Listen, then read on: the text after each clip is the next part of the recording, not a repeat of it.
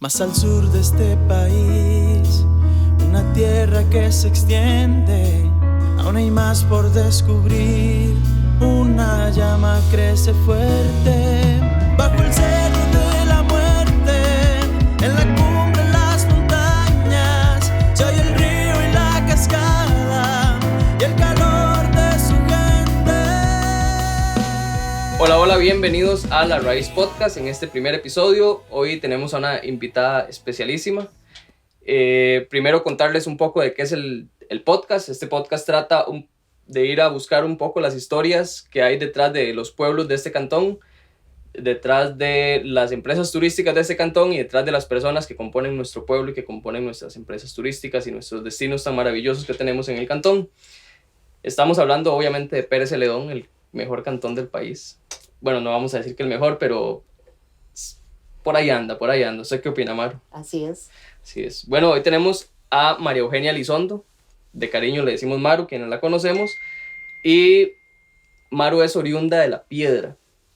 La Piedra de Rivas. La Piedra de Rivas. Maru, cuéntanos un poco cómo fue esa infancia, dónde nace María Eugenia. Ya dijimos que en La Piedra, pero en el seno de qué tipo, descríbenos un poco cómo era esa familia, cómo eran las costumbres, qué tan grande era esa familia, quién era la familia Elizondo, digamos, cuando nace María Eugenia en La Piedra. Bueno, muy bien. Yo nací en el año 1960, exactamente en La Piedra de Rivas. Nací 8 meses, así es que no hubo tiempo de llevarme al hospital. Ahí me atendió una señora que se llamaba, le decíamos, Doña Tila. Doña Tila. Ella fue la que atendió, digamos, el parto. ¿Era partera o era una señora que...? Ella era partera, la partera del pueblo. Uh-huh. Resulta que, bueno, mi mamá era maestra, trabajaba en San Pedro de Pérez Celedón. Ahí conoció a mi papá, Juventino Elizondo, y se vinieron a vivir a La Piedra. Bueno, pues resulta que, como ya les conté, bueno, a los 8 meses me apresuré a salir del cómodo espacio donde estaba. Pero resulta que de ahí mi mamá parece que le quedó un pedacito de placenta y empezó a ponerse mal. Entonces, prácticamente yo nací un 2 de febrero. Ella murió un 3 de febrero de fiebre perperal. Híjole. ¿Qué es fiebre perperal? Es como una enfermedad posparto. Sí, es como una intoxicación que hace el cuerpo al no salir toda la placenta. Uh-huh. Entonces el cuerpo como que se intoxica. De camino que llevaban a mi mamá al hospital para ver si la podían salvar, pues no, casi llegando arriba dicen que falleció. ¿Y cuando eso en qué llevaban a su mamá? Porque bueno, estamos hablando, ¿verdad?, de 1960. Esa es otra historia, ¿verdad? Porque la calle, si hoy ya estaba mala, sí. Imagínense en ese entonces. Claro. Era un camino recién hecho. Era un camino prácticamente de carreta. Ajá. Hecho a sacho y pala, nada de tractor. Nada de tractor, exactamente. Y entonces, de ahí, sí, dice que duraron tamaño rato solo para llegar ahí al lugar donde ella falleció. Y se devolvieron y, bueno, ya, ni modo, funeral y toda esta cosa. Y entonces me crié con mis abuelitos, Joaquín Elizondo y Ángela Guzmán. Y mi madrina, que se llamó también Evelia Elizondo, era hermana de mi papá. Uh-huh. Ella fue la que se hizo cargo de mí junto con mis abuelitos. Okay. Yo vivía ahí con ellos, me crié ahí. ¿Hasta qué edad se crió ahí? Ok, yo duré ahí, digamos, en mis tiempos de infancia, que fue maravilloso, 12 años. 12 años. Saqué el 6º grado de la escuela y de ahí me fui para San José a estudiar. A estudiar, seguir colegio, digamos. Colegio. Ok, ahorita volvemos un poco a la historia de San José porque me interesa devolvernos un poquitico a la infancia que ya dijo que fue maravillosa. ¿Qué cosas recuerda Maru de esa infancia? Digamos, ¿cuáles eran los juegos? Porque hoy los juegos, incluso para mi generación, fueron otros, ¿verdad? Que todavía yo soy de esa generación de las últimas que vamos quedando que crecimos sin tecnología. A mí todavía me tocaban los carritos de palo y muchas cosas muy rurales, pero me imagino que era muy diferente a los juegos que tenían ustedes en aquellos años. Sí, mire, yo recuerdo, nosotros jugábamos cromos, jugábamos, de casita, ¿verdad? Cromos estos de pegar en los cuadernos. Sí, los cromitos esos que habían, lo pegaban en el suelo, en la mesa o en el suelo, y el que volviera el cromo, el que más cromos volviera era el ganador. Ah, ok, como vueltos hacia abajo y golpearlos. Ajá, exacto. Ah, ok, y el que más ganaba los cromos era un super genio, ¿verdad? Sí. Okay. Después jugábamos jaxes también, qué chido. bolinchas, bueno, ahorita no me acuerdo cómo se llama. Trompos, bueno, yo nunca bailé, pero ni nada, ¿verdad? Pero sí, trompos. Por cierto que recuerdo que una vez lancé un trompo y casi le saco un ojo a un primo mío porque tenía tan mala puntería y no sabía bailarlo que casi lo mato al pobre. Y eran de esos trompones de madera pesados y duros, porque... Y tenían no sé, ¿qué era lo que le ponían? Un clavo, no sé qué era. Sí, le ponían como una punta de clavo, sí, pero un clavo grueso. Era peligrosísimo. 2 pulgadas, eso, tal vez. Sí. Le quitaban un poco el filo y lo ponían a bailar. Exacto. Sí, pues yo recuerdo que la última vez que yo vi un trompo de esos, pudo haber sido como en el 2004, 2005 y no los volví a ver. Porque era algo muy artesanal que hacían los papás en la casa o algún vecino que tenía la herramienta, que tenía la habilidad, digamos. Todo el mundo iba y le compraba el trompo. Exacto. Uh-huh. Después jugaba de muñecas. Me peleaba con mis primas por las muñecas. Era un puro pleito. Y después de juegos ahí quedó el mecate, sacos. Uh-huh. De ahí, y toda la sacos variedad. Eran estas carreras de sacos. Ajá. Y toda la variedad de inventos que pudiésemos tener ahí en el campo, ¿verdad? Claro, porque mi papá, bueno, es contemporáneo mi papá de hecho es del 59, entonces eso es un año menor que usted, mayor, perdón, y él contaba así, decía, cualquier lata de atún, cualquier lata de lo que fuera, eso era un juguete. Nosotros en la casa nos peleábamos las latas de sardinas en Semana Santa porque esos eran los carritos del resto del año sí. Y quién sabe cuánto más duraban también, y contaba que ellos vivían arriba en la finca y contaba que hacían muchos aviones de papel. También aviones de papel. Que tenían unos botaderos de aviones y barcos de papel, pero increíbles. Sí. Por cierto que una vez en la escuela, un compañero tremendo se hizo un tal avión de papel y lo dejó ir. Y le cayó exactamente en el escritorio a la maestra. Ay, no. Viera qué contentera. Y cuando eso iba a borrador, ¿verdad? O iba a la regla. Regla la cabeza. Sí. Qué duros esos tiempos de educación. Qué duro, sí. ¿Y eran muchas primas tenías? Sí, yo me crié. Mis abuelos tuvieron 17 hijos. Hijo de pucha. Yo me crié en ese hogar. Yo era una hija más, ¿verdad? Sí, eras como la número 18. Exactamente. ¿Y sus tíos eran de una edad similar o había mucha diferencia de edad con sus tíos? Digamos que sí, había como 12 años de diferencia. Ah, sí, era bastante. Pero ya mis tíos mayores, ya tenían sus hijos. Entonces con esos eran los que hacíamos diabluras ahí en el pueblo, ¿verdad? Sí, toda la chiquillada. Toda la chiquillada, sí. Pero la pasamos maravillosamente. Sí. Maravillosamente. Y para quienes no conocen, en La Piedra cuando uno llega hay un potrero llano enorme, que es justamente donde la entrada de ese potrero estaba la casa de su abuelo, donde hoy se encuentra el proyecto Family, pues. Así es. Y me imagino que ese potrero para jugar detrás de los terneros y detrás del montón de carajillos era un mundo, porque uno de niño se imagina mil y una cosa, ¿verdad? Sí. La creatividad en esos momentos está a flor de piel. Sí. Imagínense que la casa de mis papás, bueno, yo le digo papá a mis abuelos, la casa de mis papás tenían 12 cuartos. Hijo de pucha. Y una casa grande. Era una casa inmensamente grande. Y entonces... Con zaguán. Yo recuerdo nosotros en la escuela nos hablaban de los zaguanes. Dos zaguanes. Uh-huh. Y uno que los dividía. Eran 2.5, digamos. Incluso nosotros limpiábamos el piso. Digamos, las tías se enceraban y nos llamaban a nosotros, nos ponían en sacos y entonces nosotros éramos felices jalándonos por todo el zaguán, iba uno y después el otro lo traía y así íbamos. Nosotros limpiábamos así la escuela. Sí, la misma y se hacía el oficio y se divertía. Claro. Y se divertía. Y esa casa era muy alta. Debajo de la casa había horno, habían gallinas, había Bueno, eso era otro mundo ahí abajo. Sí, era una granja solo debajo de la casa. Sí, entonces también hacíamos las mil y una ahí debajo de la casa. Sí.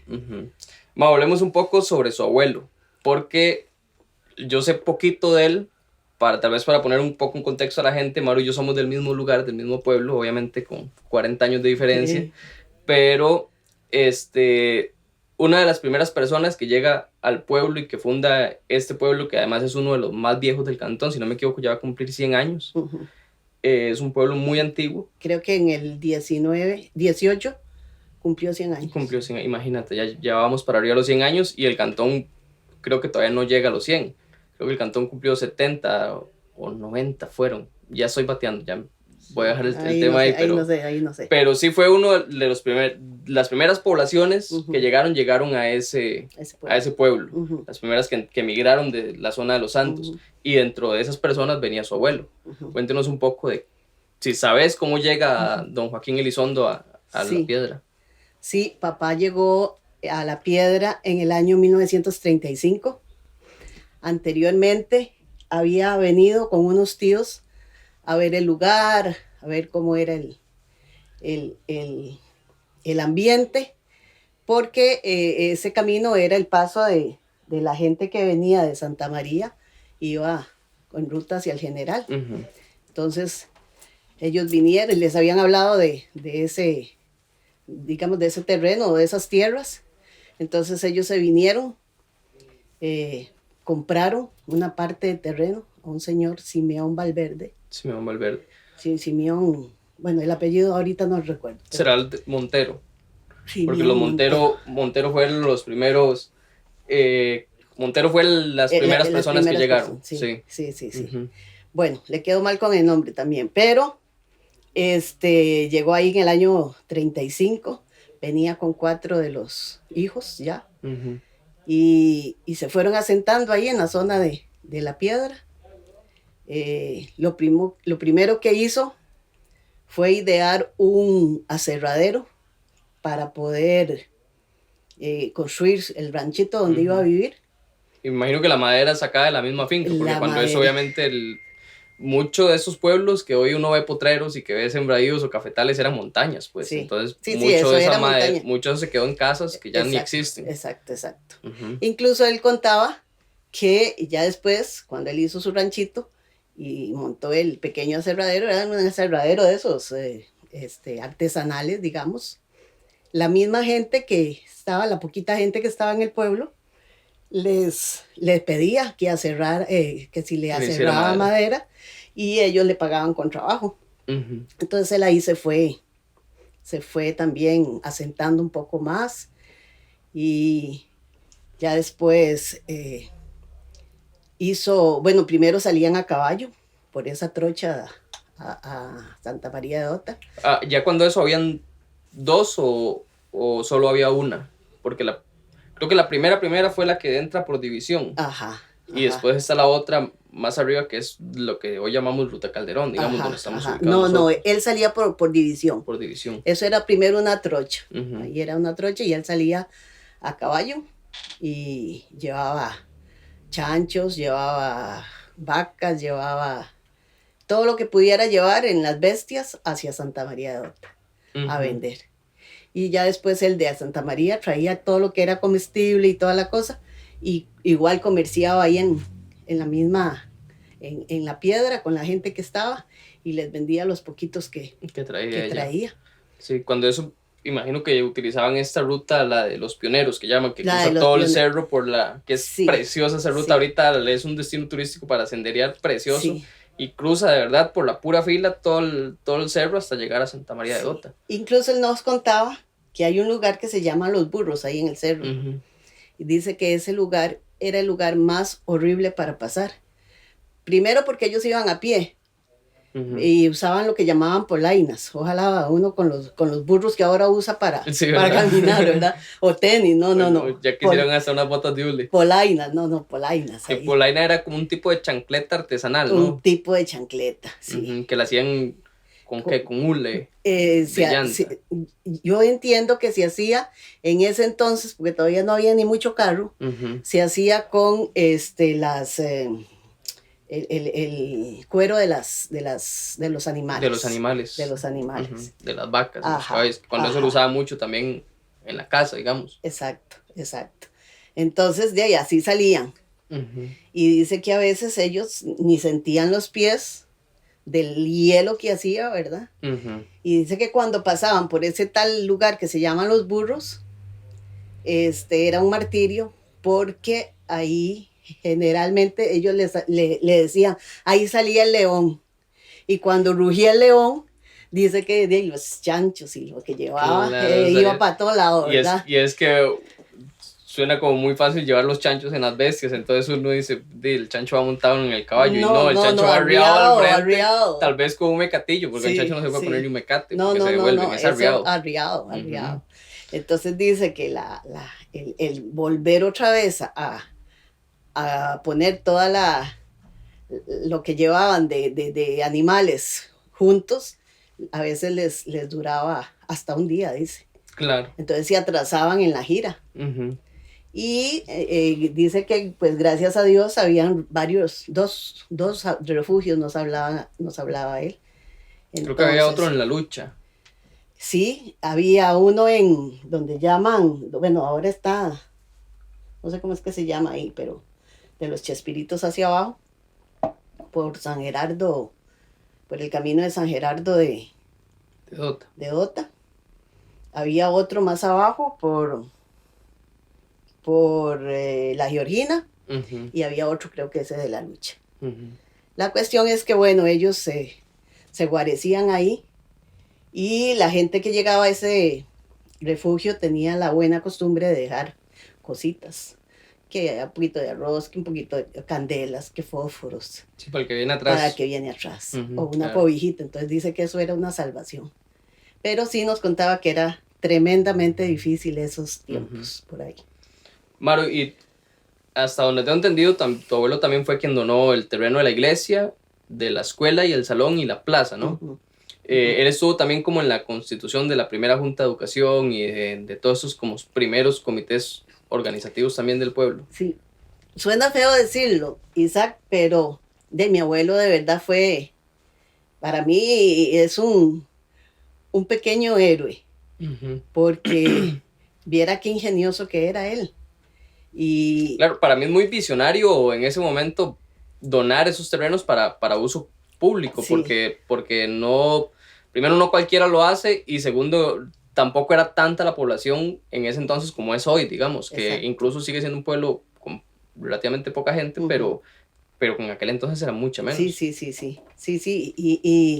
y sí, él decía, aquí debe haber una escuela, debe haber una plaza, e incluso, bueno, tengo tantas historias ahí para contar, pero resulta que fue un expresidente, bueno, en ese entonces era candidato a la presidencia Omar Echandi, y no había una plaza donde jugar fútbol. Entonces jugaron ahí en un potrero de la finca, digamos, de él, que había. Y entonces él dijo, hay que donar un terreno para que hagan para que jueguen. Y claro. Entonces ahí también donó el terreno de la plaza. De la plaza y la escuela. Y del salón. Y del salón. Y ya después, yo me acuerdo cuando hicieron la primer capilla, que trajeron al San Pedro, que casi se les cae por el camino de división, porque venía amarrado del carro que traía papá, y se le soltó, y ese San Pedro rodó, y gracias a Dios lo habían envuelto bien y no se quebró, pero si no hubiera resistido al terremoto. Ese San Pedro tiene atrás en la nuca una fractura. La puña. Siempre que se mueve en la iglesia es así como si se llevara un bebé, porque para el terremoto, de hecho todo el mundo pensaba que era un muerto, porque lo agarraron y le pusieron una manta, lo pusieron en una mesa en el salón comunal, y ¿quién se murió? Llegaban, y el San Pedro. Sí. Bueno, tiene historia, Tiene historia de San Pedro, sí. Y después con el camino de división, de ahí eso era una trocha también, y él junto con muchos de los vecinos de ahí, de los que eran peones de él, pero de ahí todos se veían, o sea, todos trabajaban en pro del pueblo, empezaron allá a hacer el camino para División, que es lo que se llama hoy el camino de División, que es los pioneros. Una ruta alterna muy, muy importante para Pérez, porque cuando la carretera del cerro se tranca, exacto, esa es una entrada y una salida. Exacto. Una de las dos que hay, pues, sí. Bueno, muy bien, Maru, qué bonita historia. Maru, y retomemos un poco a cuando nos quedamos saliendo de sexto de la escuela. ¿Te vas a San José y estudias dónde? Ok, yo salí de la escuela en el 72 y me fui. Resulta que el esposo de una tía conocía a una señora que tiene pues uno de los colegios de más renombre y caros del país. Se llama San Judas Tadeo. Bueno, resulta que la señora, doña Elia Betancourt, le dijo, bueno, traiga a la muchachita, le damos media beca. Claro, media beca era un montón de plata. Entonces de ahí va la muchachita de la piedra, ¿verdad? Primer día de clases, y de ahí todos se conocían porque eso era escuela, colegio. Todo el mundo se conocía. Yo llegué como la más humilde, bueno, sigo siendo humilde, pero como la más pollita de todo la clase. Resulta que lo primero que tenemos es la clase de inglés, y todo el mundo hablaba inglés, y yo no entendía, bueno, no entiendo, después les cuento por qué no entiendo, ni papa, ¿verdad? Puña, yo, no Dios. Tienes problemas con el inglés. No tengo problemas. Bueno, pues resulta que ya me dicen que diga mi nombre. No sabía que me estaban diciendo. Entonces, eso sí tuve unos compañeros que se me arrimaron y como que me acogieron, seguro me dicen, pobrecita esta muchachita, ¿verdad? Y entonces, que diga su nombre. María Eugenia Elizondo. ¿Y de dónde viene? Bueno, la cuestión es que unos se reían y otros callaban, y bueno, ya pasé esa primera historia.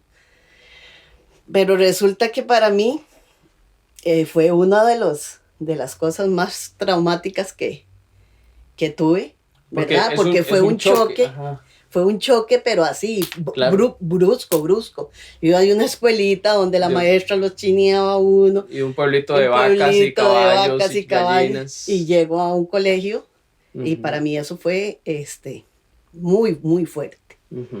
Claro. Ahí pasé, de ahí 3 años, en eso se arrastraba, en ese entonces se arrastraba. Como se arrastra ahora en el cole, parecido. Sí, pero uno iba escalando, primero, segundo y tercero, o sea, nada más que iba rezagado ahí. Cuando llegaba a noveno, lo que se hacía era como un examen para ver si lo pasaba. Bueno, adivine qué iba yo arrastrando. Inglés. Inglés, bueno, inglés y mate. Con un profesor muy estricto. Después le cuento la historia del profesor estricto. Otro podcast. Y resulta que bueno, ya terminé el 9º año, y llamó la orientadora a mi madrina y le dijo, no sé qué vamos a hacer con esta muchachita, porque en inglés no sopla, y en matemática es poco lo que logra hacer. Y entonces me dice, mejor sáquela del colegio y póngala a estudiar algo que no le cueste. Un oficio. En ese entonces. Para mí eso fue como una inyección dije yo, ¿cómo es posible que me esté diciendo que no sirvo para nada?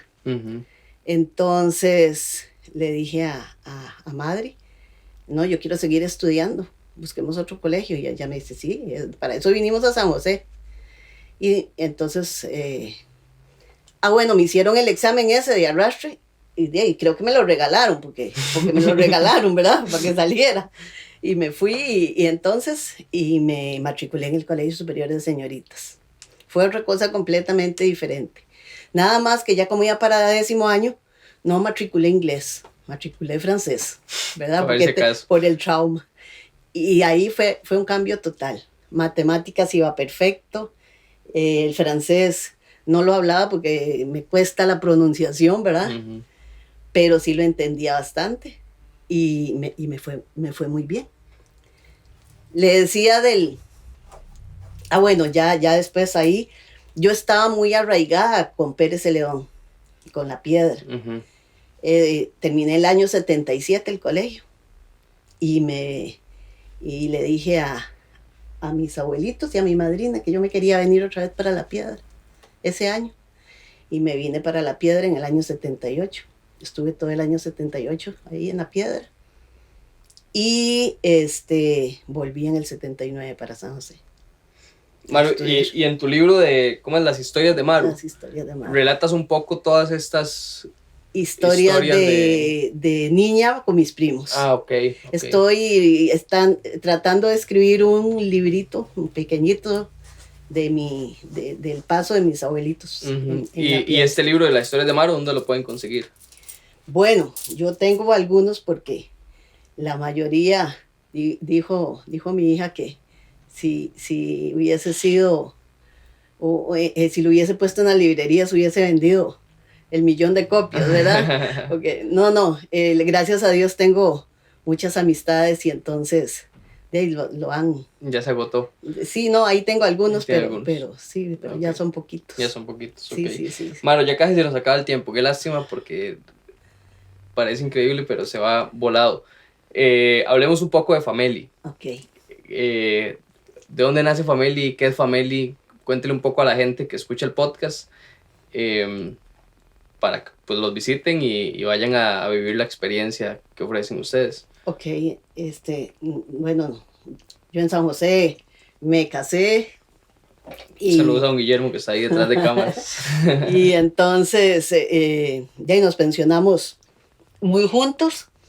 Yo seguí con los terrenos de mi abuelito que me heredó parte del terreno y compramos otros terrenos de mis tíos. Uh-huh. Y entonces, de ahí nos vinimos otra vez, ya después de pensionados, para La Piedra. Resulta que estaba la casa vieja de mis papás muy deteriorada y me dice Guillermo, mi esposo, que la reparáramos por lo menos para hacer una bodega. Y entonces sí, la reparamos y hicimos la bodega. Y después nos quedó muy bonita la bodega. Y entonces una de mis hijas nos dice, mami, ¿por qué no hacemos algo aquí para alquilar? Que la gente venga y se quede. Y entonces así fue como inició el proyecto Fameli. Y lo iniciamos en noviembre en realidad, porque no quisimos hacer mucha cosa, porque queríamos sacar patente y todo como la ley. Como debe ser. Y entonces no nos animamos a salir mucho antes de esa fecha, pero así inició Fameli. Gracias a Dios. ¿Fameli significa? Ok, Fameli significa Familia Meléndez Elizondo. Meléndez Elizondo. Ajá, Meléndez de mi esposo y Elizondo por parte de mis papás. Ok, ¿y qué se encuentra la gente cuando va a Fameli o qué puede, cuando dicen, uy, vamos a Fameli? ¿Qué van a encontrarse cuando llegan ahí? Bueno, lo primero es, digamos, el calorcito ese de la piedra. De La Piedra. Y el calor familiar, ¿verdad? Porque el ambiente es muy calorcito familiar. En un lugar que hace bastante frío. Calorcito que hace bastante frío. Y lo primero que se encuentra, pues, es una cabañita pequeña, pero muy cómoda, completamente amueblada, con todas los accesorios para cocinar. Después hay un balcón. ¿Para cuántas personas? Idealmente para 4, cómodamente. Uh-huh. Pero han llegado hasta 10, 12 personas. Lógicamente nosotros le hacemos la salvedad de que no van a estar tan cómodos, obvio. pero les ha gustado. Uh-huh. Después hicimos también 2 tarimas de camping, para camping techado, para que puedan estar ahí en tiempo de lluvia y con batería de servicios tiene, 2 baños y 2 servicios sanitarios. Y después, hay unas senderitos ahí por la finca, que es muy chiquitita, pero es muy bonita. La naturaleza y todo va. Y tienen ovejas. Tenemos ovejas. Tienen ovejas, tienen una oveja que es como un perro, ¿verdad? Tenemos, sí, ahora tenemos dos ovejas que son como perros. Tenemos también un caballito, por si hay chiquitos menores de 12 años que se quieran, pues montar. Dar una vueltica. Sí, lógicamente acompañados de un adulto, obviamente, ¿verdad? Sí. Y tenemos también ganado, muy manso. Y la gente que ha ido, pues les ha encantado más que todo la tranquilidad, el desconecte, porque no tenemos ni televisión ni wifi, precisamente para lo mismo. Para que la gente se desconecte. Para que se desconecten, y es mala la señal, doy fe de eso. Y además, sí, no se podría. Sí. Bueno, Maru, yo creo que ya tenemos que dejarlo por aquí, ¿verdad, Albán? Estamos ya sobre tiempo. Muchísimas gracias por apuntarse a este primer episodio de La Raíz Podcast. Este episodio está patrocinado por la campaña Venia Pérez. Es parte de las iniciativas para promover el turismo dentro del cantón. Así que muchas gracias. Invitar a todo el mundo a que lo siga en redes sociales como Fameli. Fameli.cr. Fameli.cr. Ahí van a ver videos de Luna y de las otras ovejas y del resto de la familia. Exacto. De la granja de Doña Maru y su familia. Y el lugar de verdad que está muy bonito. Yo personalmente lo conozco y es un lugar precioso. Entonces, invitadísimos a que vayan a Fameli y se vayan a dar una escapadita, como decimos. Y recuerden seguirnos en Instagram, Facebook, TikTok, YouTube y Spotify como La Raíz Podcast. Ahí vamos a estar subiendo este contenido en video y audio y clipsitos ahí pequeños. Entonces, para que nos sigan y lo vean. Muchísimas gracias y hasta luego.